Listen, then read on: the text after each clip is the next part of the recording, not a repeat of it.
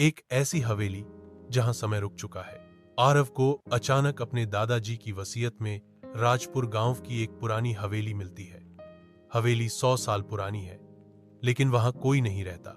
दादाजी ने आखिरी पत्र में लिखा था, अगर उस हवेली में कभी जाना तो पहली रात दर्पण मत देखना।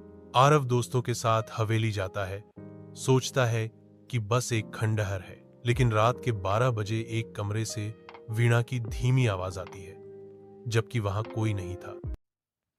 आरव को हवेली के एक पुराने कमरे में टूटे हुए आईनों से भरी अलमारी मिलती है।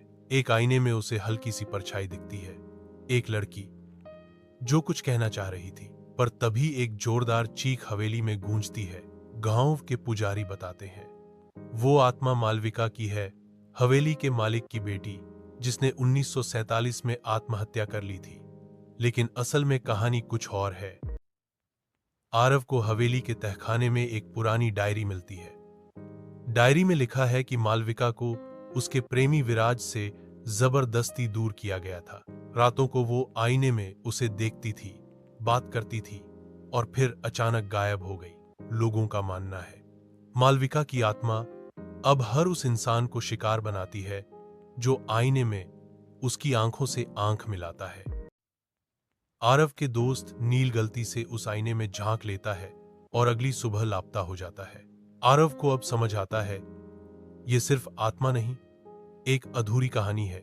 एक पुराना तावीज, हवेली के मंदिर में छिपी एक चाबी और छत के ऊपर एक बंद कमरा सभी जोड़ते हैं एक राज से। मालविका की आत्मा जब तक सच बाहर नहीं आएगा, मुक्ति नहीं पाएगी। आरव के दोस्त नील गलती से उस आईने में झांक लेता है और अगली सुबह लापता हो जाता है। आरव को अब समझ आता है, ये सिर्फ आत्मा नहीं, एक अधूरी कहानी है। एक पुराना तावीज, हवेली के मंदिर में छिपी एक चाबी और छत के ऊपर एक बंद कमरा सभी जोड़ते हैं एक राज से। मालविका की आत्मा जब तक सच बाहर नहीं आएगा, मुक्ति नहीं पाएगी।